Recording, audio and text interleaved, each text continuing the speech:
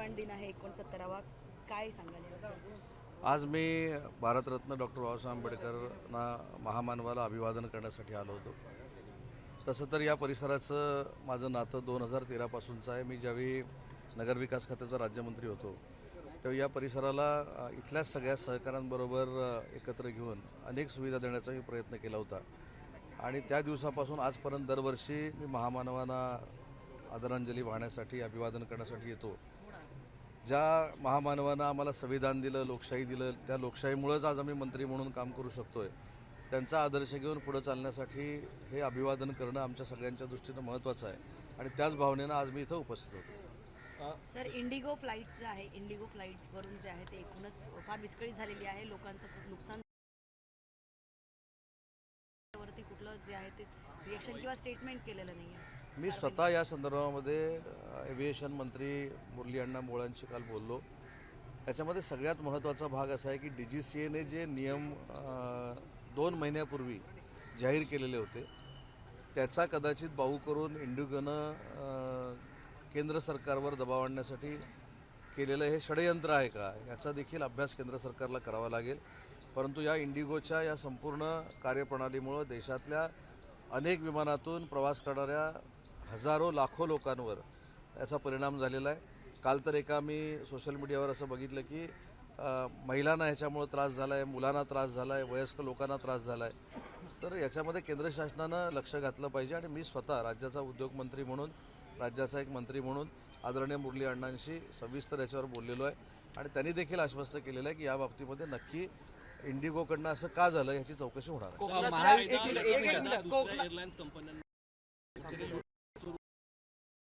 अगदी 100% बरोबर आहे. ज्यावेळी इंडिगोच्या ही सगळी फ्लाईट्स रद्द झाली किंवा शेड्यूलप्रमाणे झाली नाही त्या क्षणाला काही तिकीटं जी आहेत ती 10,000 होती, ती 50,000 झाली, 60,000 झाली, 70,000 झाली. याच्यामध्ये देखील केंद्र शासनानं हस्तक्षेप केला पाहिजे. आणि हा हस्तक्षेप करणं का गरजेचं आहे, कारण कालपासून इलेक्ट्रॉनिक मीडियावर किंवा सोशल मीडियावर आपण जे काही बघतोय याच्यामध्ये मिडल क्लास लोक देखील प्रचंड पद्धतीनं आहेत जी सफर होत आहेत. त्याच्यामुळे त्यांना न्याय मिळवून देण्यासाठी केंद्र सरकारनं पुढाकार घेतला पाहिजे आणि केंद्र सरकार त्याच्यामध्ये पुढाकार घेणार. एक मिनिट, महायुतीतील जे अंतर्गत पक्षप्रवेश आहे हे बंदीचा तह झालेला आहे का? कारण का मध्यंतरी आता मला असं वाटतं की आपण आज महामानवाला अभिवादन करायला आलेलं असताना राजकारणामध्ये काय चाललंय, कोणी कुणाच्या पक्षातले घेतले, कोण कुणाच्या पक्षातले घेणार आहेत, याच्यापेक्षा ज्या महामानवानं या देशाला चांगली लोकशाही दिली त्या महामानवाला आपण सगळ्यांनीच मिळून अभिवादन करू आणि उद्या बोलू. तह झालाय का? अशा पद्धतीचा तह झालाय का? मी काय सांगितलं की या आता ठिकाणी राजकारणावर बोलणं योग्य नाही.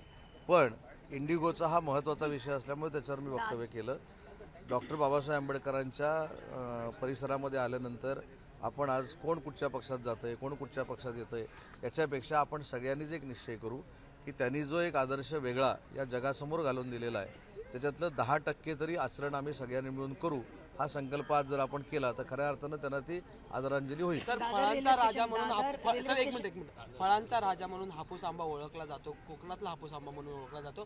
पण भौगोलिक मानकांसाठी आता वलसाडचा हापूसचा अर्ज जो आहे तो करण्यात आलेला आहे. त्यामुळं असं म्हटलं जातं की महाराष्ट्रावर आता पुन्हा एकदा आंब्यावर सुद्धा गुजरातचा दावा. आधी पहिली गोष्ट अशी आहे, माझं म्हणणं की कुठच्या तरी एखाद्या वाक्यावरनं किंवा एखाद्या बलसाड या नावाच्या आंब्यावरनं तुम्हाला असं वाटतं का देवगड हापूसची चव बाजूला होईल किंवा रत्नागिरी हापूसची चव बाजूला होईल?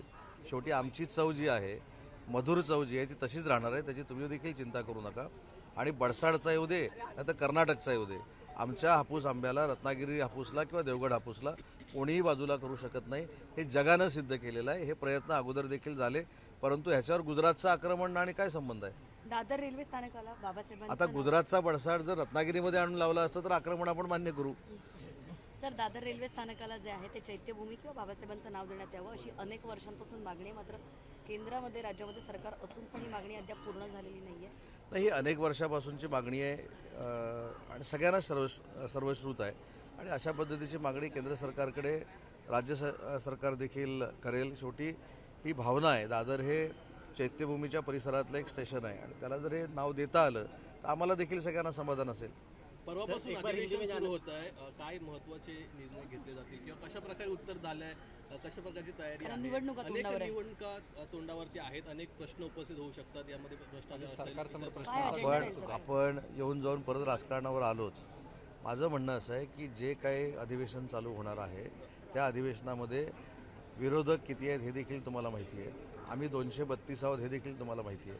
त्याच्यामुळं त्यांचं विधायक जे महाराष्ट्राच्या विकासाचं असेल ते आम्ही ऐकू. पण राजकारणासाठी राजकारण जर करणार असतील तर आम्ही कशी अधिवेशनं चालवली आहेत हे तुम्हाला देखील माहिती आहे. आणि म्हणून विरोधकांना देखील माझी विनंती आहे, आज ज्या महामानवाला आपण अभिवादन करतोय त्यांनी जी घटना लिहिलेली आहे, त्यांनी जी लोकशाही दिलेली आहे, त्या लोकशाहीच्या माध्यमातून आयुधातनं आम्हाला योग्य ते प्रश्न विचारा, आम्ही त्या प्रश्नांचं निरसन करू आणि महाराष्ट्राच्या विकासासाठी विरोधकांनी मांडलेले प्रश्न जे आहेत ते आमचे प्रश्न आहेत असं समजून काम करू. पुरवण्या धन्यवाद. मागण्या मोठ्या प्रमाणात असणार आहेत. आर्थिक बाबी संदर्भात मोठी या ठिकाणी चर्चा असणार.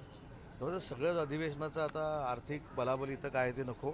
माझं फक्त एवढंच म्हणणं आहे की आज आपण ज्या कामासाठी आलेलो होतो, ज्या महामानवाला अभिवादन करण्यासाठी आलेलो होतो, त्या महामानवाला मी स्वतः देखील माझ्या वतीनं आमच्या पक्षाच्या वतीनं अभिवादन केलेलं आहे आणि त्याने दिलेला आदर्श पुढे घेऊन जाण्याचा आम्ही तंतोतंत प्रयत्न करू, हा आमचा शब्द आहे. सर, इंडिगो की फ्लाइट को लेकर लगातार बिगाड़ जारी है। आपने भी कहा कि आपने चर्चा की है, क्या कुछ चर्चा हुई? और मैंने वर्तमान में जो स्थिति है- मैंने खुद स्टेट एविएशन मिनिस्टर जो है मुरली अन्ना मोहोळ, उनसे बात की क्योंकि गुवाहाटी में जो प्रॉब्लम हुआ था उसके बारे में मैंने वहाँ चर्चा की थी.